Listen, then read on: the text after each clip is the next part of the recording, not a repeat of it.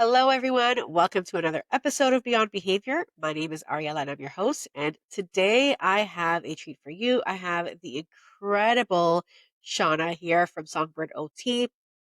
And I am so excited to talk to her. She is just amazing at all the things. Shauna has been an occupational therapist in Ontario for over 10 years and has a true passion for supporting her clients throughout the therapeutic journey. She received her honors bachelor's of science in life sciences with a minor in psychology from McMaster University in 2010 and her master's of science in occupational therapy in 2013 from Queen's University. She's worked with children, families, and adults through one-on-one sessions and group programming in schools, hospitals, clinics, community agencies, and private practice. In addition to her work with clients, Shauna has been the leader of innovation as a manager of programs as well as director of services at the Canadian Mental Health Association in York Region in South Simcoe. She's worked as a research coordinator with the Occupational Sciences and Occupational Therapy program at the University of Toronto as well as Sunnybrook Hospital and is currently on the board of directors of the Ontario Society of Occupational Therapies or therapists. In January 2024, I founded Songbird Occupational Therapy and supports families in Barrie, Innisfil, and Angus, as well as virtually across Ontario. Shauna, welcome. Wow, thank you so much, Ariela. It's a pleasure to be here. Thank you for the invite and such kind words. And just always happy to have these types of conversations and to see what comes up, gain some insights and give some education too. Yeah, exactly. And that's what this podcast is about, right? I wanted to create a community and a village for parents and caregivers and care providers to just have information, right? So I do try, to have people from different lenses and different backgrounds. And you and I met about a year ago, just over a year ago, Mhm. and right off the bat, I was like, okay, I have to connect with her because you are such a wealth of information and knowledge and support. And we've done some work together. And again, like I'm always just taken aback by your knowledge and expertise, like even way beyond occupational therapy. You have such a wealth of knowledge in like mental health and like all the things. And it's just incredible working with you. So I'm really happy to have you here. But before we kind of dive in, I want to hear about Songbird OT, what you do, how it came to be. Absolutely. Well, thank you for that. Yeah, just such a pleasure to be here. So, as I mentioned, as you mentioned, sort of in my little background, I've been an OT for over 10 years and been in a lot of different areas, direct service, one on one, group, also doing manager program level pieces. And I've loved it all. And then just a little over a year ago, I decided to make a shift and create my own private practice here in the Barrie area, Songbird OT.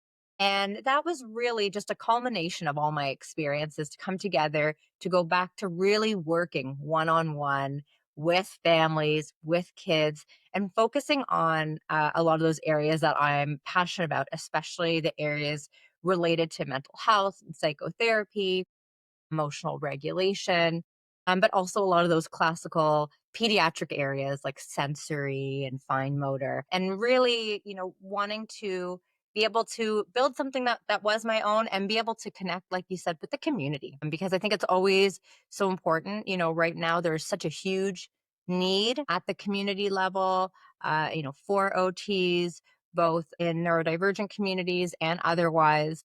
And I really value being able to actually go into family homes and work with people in their natural environments and be able to see their world, including, not just the physical space, but also who's in the family, what's going on, what are those dynamics and relationships like. So that is something that I focus on a lot in my practice, is not just the kid. And it's very rare that it'll be okay, the parents is going to go off and then come back. I really want to work with the families to empower with education to support them, because I always say the magic doesn't happen in this 1 hour Yes. a week. It Yes. happens Yes. between. And if I'm doing my job, I'm supporting the family to feel like they are empowered with the tools, knowledge, and skills that they can support outside of the sessions and beyond. Right. So I really, like supporting from even that educational lens too. But, I always say I am a pediatric and or mental health OT because, sometimes I see kids that are, in a very traditional OT sense, physical health, sensory. I also work with adults for very direct psychotherapy, but my absolute favorite is when the two intersect and I'm working with kids in that mental health and psychotherapy, emotional regulation. So it gets to do a little bit of a mix, as well as partnering with some community agencies with some group work right now too. Yeah. Yeah. And that's amazing. And as you know, I'm very big on that whole holistic like parent education piece. And that's why I do what I do, because you're right. A lot of services work for the hour with the child. And then the parents are kind of left there to be like, what now? And so it's Mhm. that piece that is so important because, and that's where a lot of my work and my advocacy comes in, because it's great that your child is getting direct support, but you need to know what is going on for your child. You need to know why things are happening, how they're happening, when they're happening, and how to support them. So I love that you kind of do that, you know, wraparound support for families. It's so important. And I think that's kind of what initially drew me to you as well, is because you are so well rounded in your knowledge and experience, and what you offer to families, I think is incredible. So, I also want to kind of talk about, so you kind of covered what sets Songbird OT apart from other occupational therapy services, is that you do that wraparound holistic approach.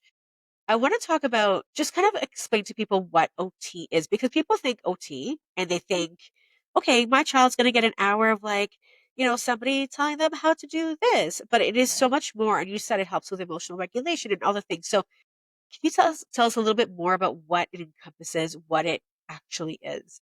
Absolutely. And this is always the $1,000,000 question. Yes. And, right when you're studying to become an OT, they say, work on your elevator pitch, know how you want to describe it. And the first thing that I do with any family is I ask them, have you ever heard of OT before? And I ask the kid and they say no. And I kind of look at the parent and they look at me like, please don't make me define it too.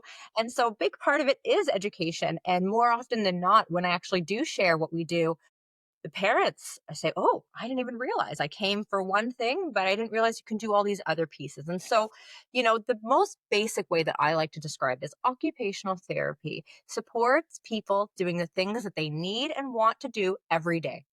And that's the most general, description. And we talk about what an occupation is. And there's so many assumptions based on where you're coming from. So adults, you say occupational therapy, they think you're helping with job support, which can be part of it too.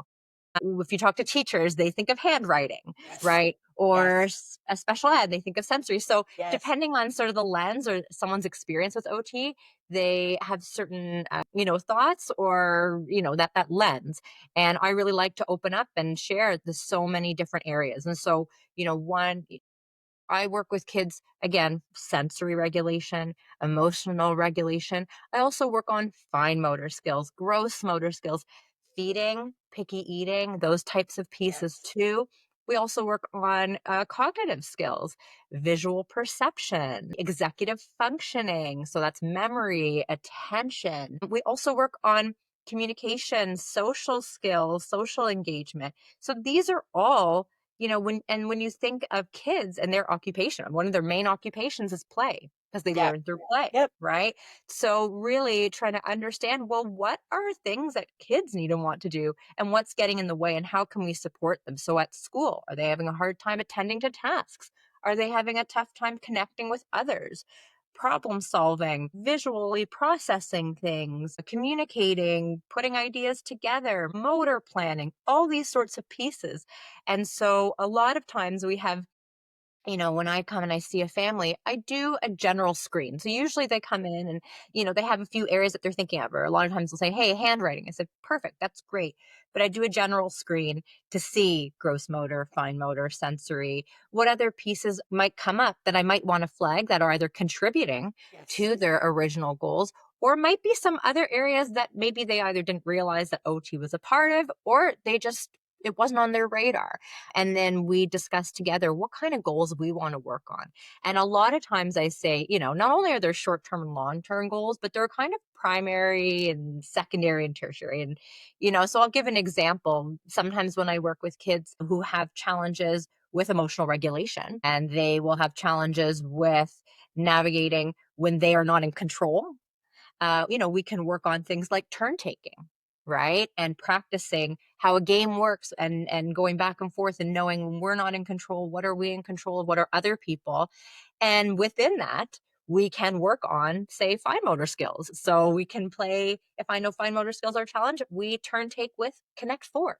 So not only are we practicing that, but we're looking at visual planning, perceptual skills. How do we respond to winning and losing? Right? What are our reactions? And also, how do we manipulate objects, fine motor? So, a lot of times we're working on so many of these goals at once.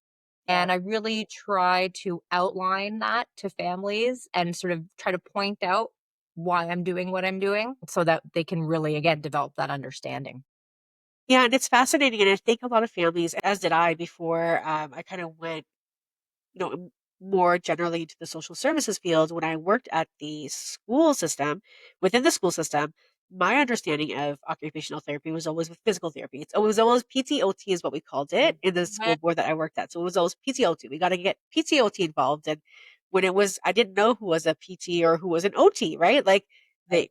they were all the same to me. You work on sensory, you work on movement. That's what we do. And I think that's what a lot of families' understanding is that you are there to work on, like, okay, emotional regulation through sensory. And it's so much more complex than that. Just from you describing it here, I have learned the vastness of what occupational therapy includes more so than I already thought I knew. And it's pretty incredible because it really is like a holistic kind of approach. And you're right. It's typically when a child has a goal or a challenge, there are typically things that contribute to it that parents wouldn't typically think of. That, Mhm. with your lens or, if I'm working from my lens, we can see and pick up on. Mhm. And I think it's so amazing that you can go into the home and be like, okay, here are the goals that we've come in with, but here are other areas that I think that we need to work on, and we can work on it together, right? You can Mhm. incorporate all of it into one that doesn't feel overwhelming to the child, doesn't feel overwhelming to the parent. And, as a parent of a child who has executive functioning challenges and emotional regulation challenges, like as you're talking, I'm like, yes, this is exactly what I do with my child. This is exactly what my child needs because, yeah, I throw all those pieces into, my interactions with him and he doesn't even realize it. And I think Mhm. that's the beauty of what you're doing is that you have these different modalities and these different ways of implementing, I guess, strategies that you implement, and you kind of provide the holistic approach. So, while we're on the topic of families and goals and all that stuff, what are you finding that right now families are kind of coming to you with most? What are families really finding challenging for their children? Great question. Yeah. And there absolutely are trends. And I got to say, emotional regulation, Yes. it's number one. And post COVID, Yes. that's number one Yes. because kids have had even less opportunity to develop those social skills. They have had less opportunity for social learning about responses and modeling from peers and that turn taking, that interaction. Their world for a period of time had become really small Yes. and they're missing out on those key engagement and those types of pieces. Also kids, on that level we're seeing with more of those mental health concerns more specifically, so Yeah. anxiety, depression, those areas of mood disorders. And so really a lot of what I do from the emotional regulation perspective is always step one is understanding our emotions, Yes. right? And, Yes. what are emotions? Are our emotions good or bad? Or how are we viewing emotions? So many times I'll have a kid say that anger is bad. Oh, why is it bad? Because mom gets mad at me when I'm angry. Well, let's take a step back. Does mom get mad because you're angry or because of what is happening with your body or with your words when you're angry, right? So, really unpacking about emotions and also taking away that sort of judgment piece, like that there's bad ones, all emotions are good. We can Yes. feel multiple at once, right? And then once we have that foundational understanding, okay, so what does that look like in your world? And what are your challenges? What are some emotions that are challenging for you? And then developing our toolbox. And so our tools, our strategies for emotional regulation, and a lot of times goes hand in hand with sensory regulation. So there is a lot of overlap. So, for example, one of our best tools in anyone's toolbox for regulation is breathing, Yep. a right? hundred Deep, percent. intentional, meaningful breath in a variety of ways not only can be a moment of mental pause, but also physiologically sends messages Yes. throughout your body that you are not in crisis and that you are okay, and can actually calm your nervous system as well. So, and that's just sort of one of our many tools. So I always say building our toolbox and then practicing using it and selecting our tools, because different tools for different people at different times in different situations. And I really like connecting that, even, for parents to understand, what are your tools? Yeah. What tools do you use? What are Yes. the times? And it's the same with sensory regulation. I talk to parents about, well, what are your sensory regulation tools? Oh, do you have a cup of coffee in the morning? Do you have a shower? When you're sitting in a meeting, do you fidget with a pen? Do you get up to walk down the hall? Do you chew gum? Right? Do you tap your foot? So, really trying to support parents understanding that it is across the board and it isn't just a child thing. And I think that's really validating and supportive for the child to see, oh, it's not just me, it's everybody. Right. So Exactly. just sort of Absolutely. normalizing that, and validating those experiences as well.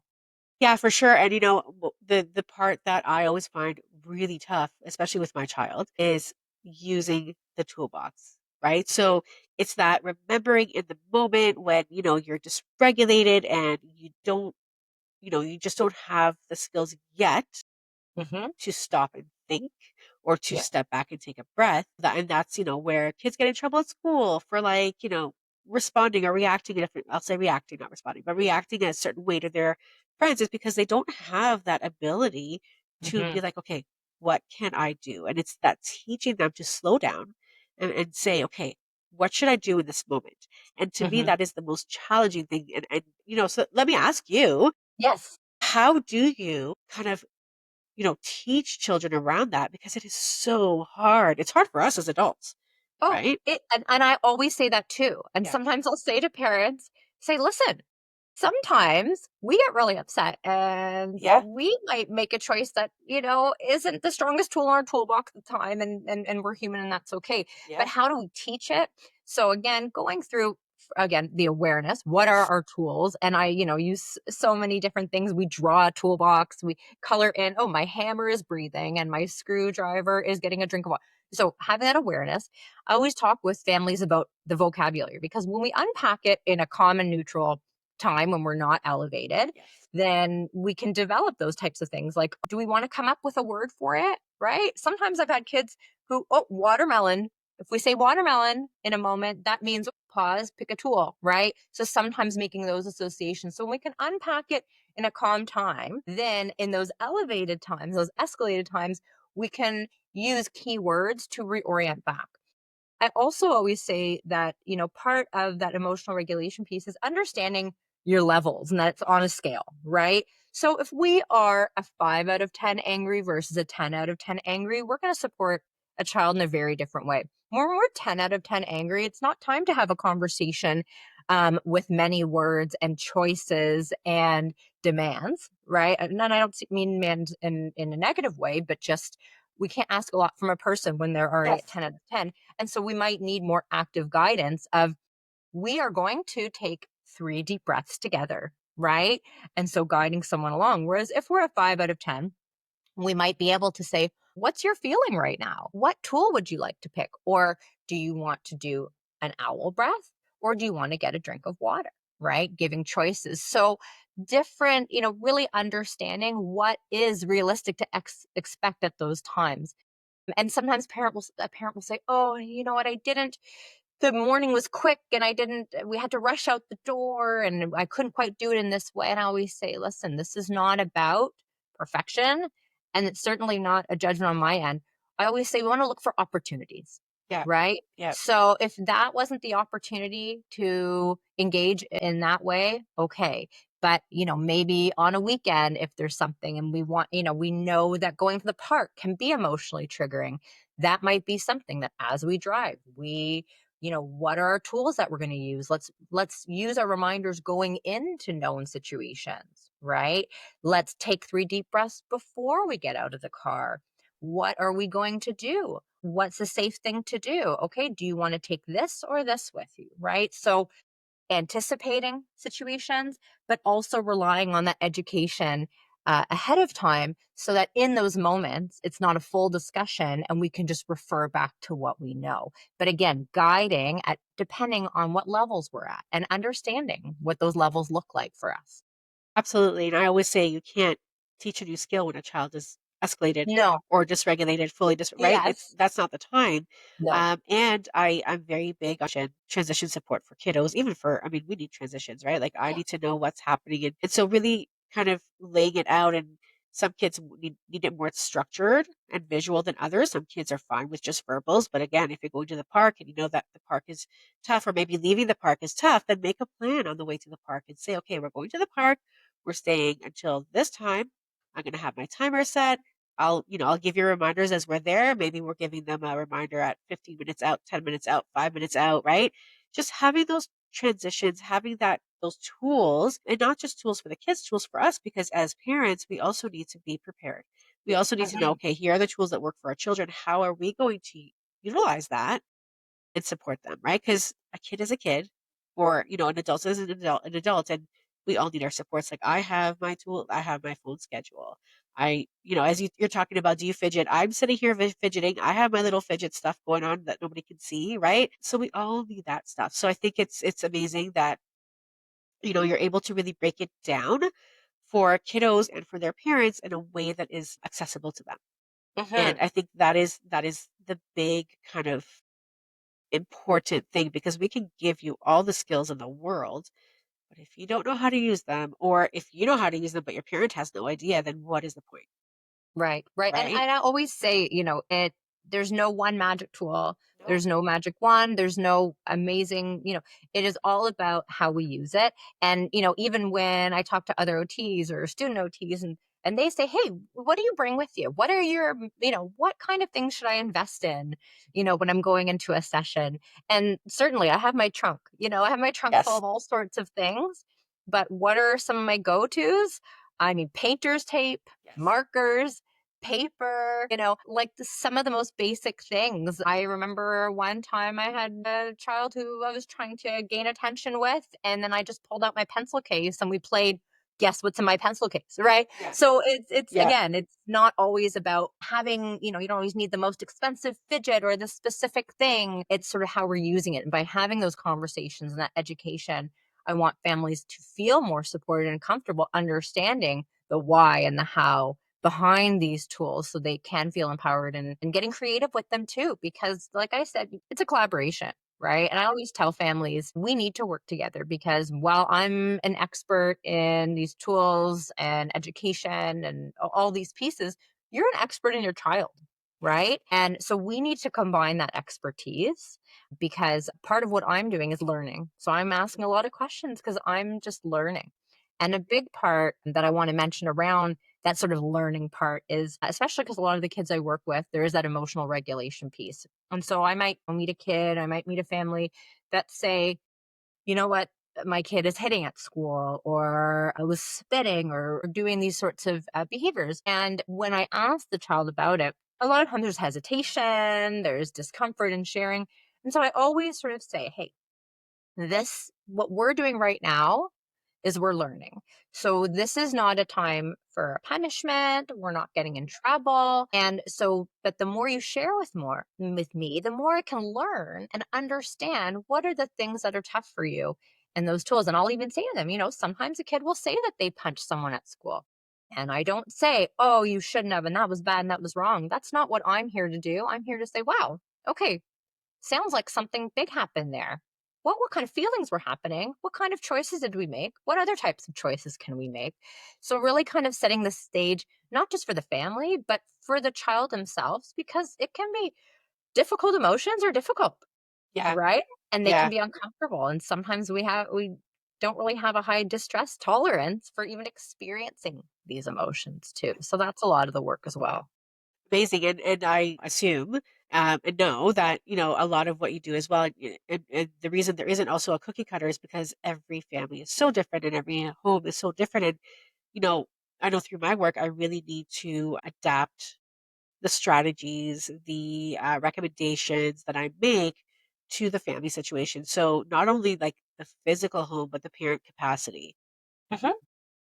or the child's capacity or whatever Mhm. they can do. And, sometimes it's simple things like you said, painter's tape. And the first thing that came to mind was, well, yeah, we can like I've used painter's tape on the floor to like cue a child to like not run out the door. If a parents don't want a stop sign on the door, sometimes we use like the blue painter's tape or the green painter's tape, and they know like I can't run past that, right? So simple things that you can do that families would never think of that would just cue the child. And I think those cues, they don't happen magically. We practice Mhm. them and we role play them and parents practice them, and we need to know the language. It needs to be consistent and needs to sound the same and all the things. But those are the pieces that you work with families on. And I think people don't recognize or realize how much you can support. I do find, and just through reading and groups that I'm part of, that there's a big movement in the autism community to work with OT kiddos, because of the kind of, I think, holistic approach that you use. And I know that, I mean, I use components of ABA. I don't think there's a wrong or a right. I think, it depends how you use all these skills. But there's a big movement to using OT. What are your thoughts about that, or experience with that? That's kind of a popping question Absolutely. that I have. Yeah, I think that's a great, and I think it is so important to be connected with, if you are working with a population, I think it's really important to be connected with voices from that population, Yes. Yeah. right? And I love so much advocacy that has come out from the autism population, whether it is about, what has been helpful for them, what has not been helpful, what types of approaches, language, all these sorts of pieces. And I think it's my job, and I think anyone's job, to really not only listen to these voices but actively seek them out and understand these different perspectives. So, certainly OT has always been such a mainstay in autism support exactly for that reason, because it is at the foundation client centered and family centered. Right.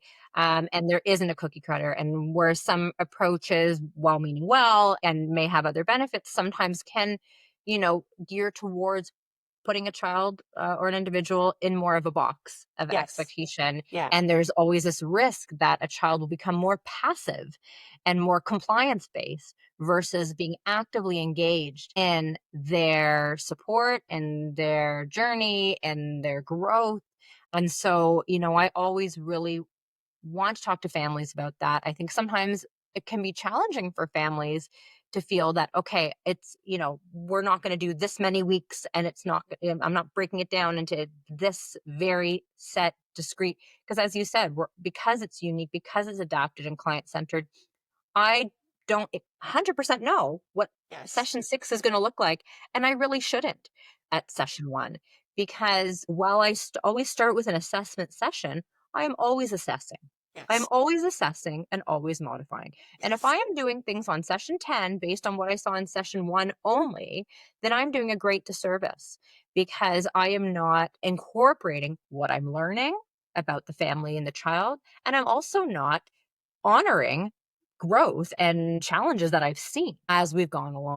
And so I think, again, going back to your question, why is OT, sort of important for these populations? Exactly that is because we are client centered, we are family centered, and the goals that we create are in collaboration, and are not centered around a specific societal expectation about putting someone in a box. This idea of neuro affirming, right? Yeah. That is our lens as a profession, and that is something that, drew me to the profession from day one, because again, there are so many approaches, but really, I think that is the only way to be, not just for the autism community, but really for everyone, because we are all on different spectrums and we all deserve personalized support that doesn't try to put us in a box, but looks at our strengths, and how who we are can actually support our continued growth to who we want to be.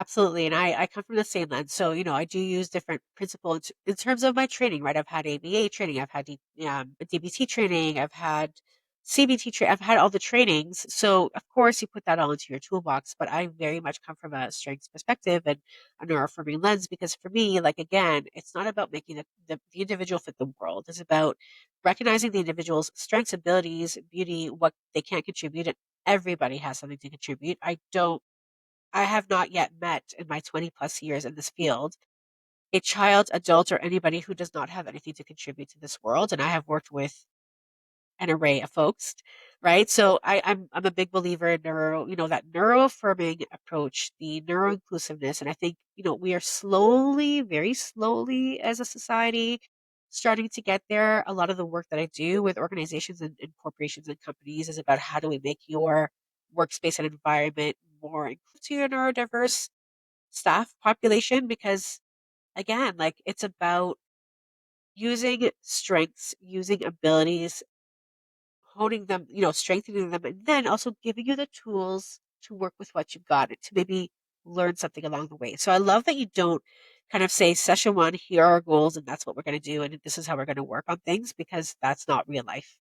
That's certainly not the way that I work with parents either. Our goals shift and change. That's not the way I work with my clients in my, what my social services world either, because we have to shift and change because needs, as we meet certain goals and as we meet certain needs, more are going to arise, or we have to shift the way that we do things because now we've maybe gotten really good at one thing, but then something else pops up, right?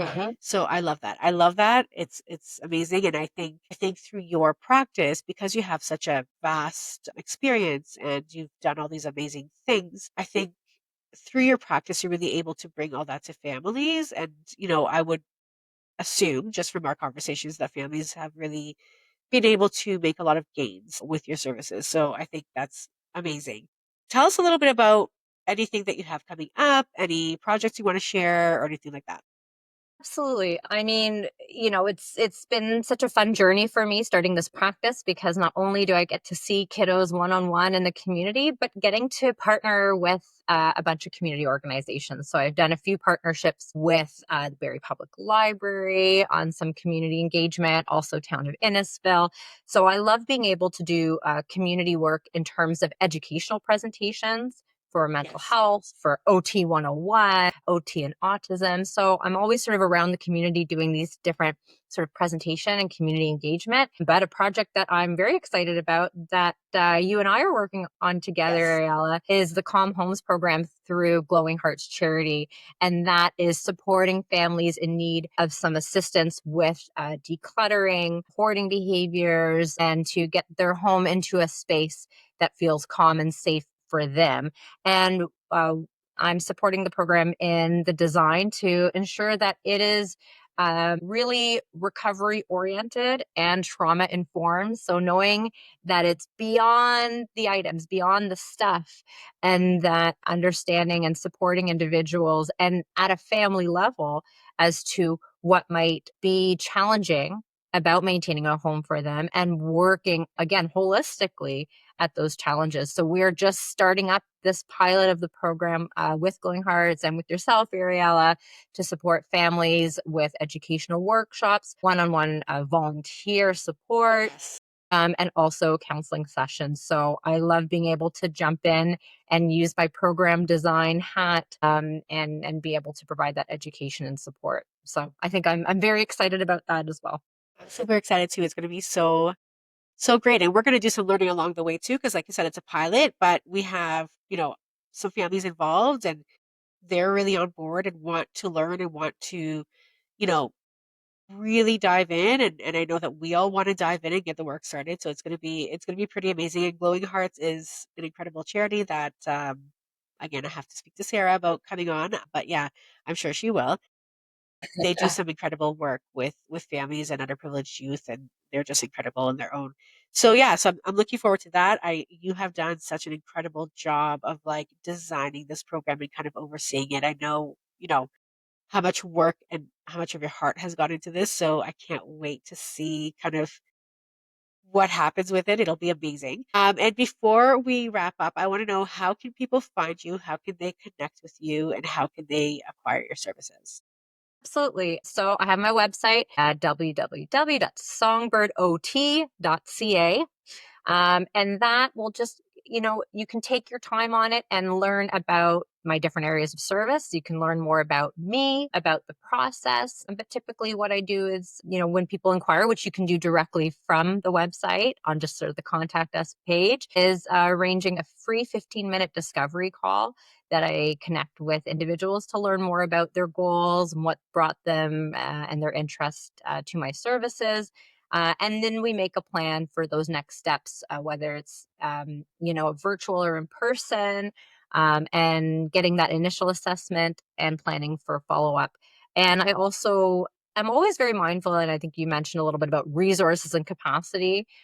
So, not even just financial, but I really want to meet families where they're at, what they feel is best for them. So, there is no one cookie cutter, you must do 10 sessions or anything like that. We talk about what would really make sense for the family at that time. So feel free, go to my website, reach out, and we can talk about those next steps and go from there. Amazing. Well, thank you so much. I feel like I could have spoken to you for another 2 hours because we've Yeah, barely scratched the I surface. know. But whatever, you can come back and we can talk about more and different and all the things because we're gonna be, we're gonna be working together on some projects. Good. So we can have a part two and three and four and five, whatever. It's all good. But thank you again for all the work you do. You know how much I love you and you know how much of a fan I am. And, I refer people to you all the time.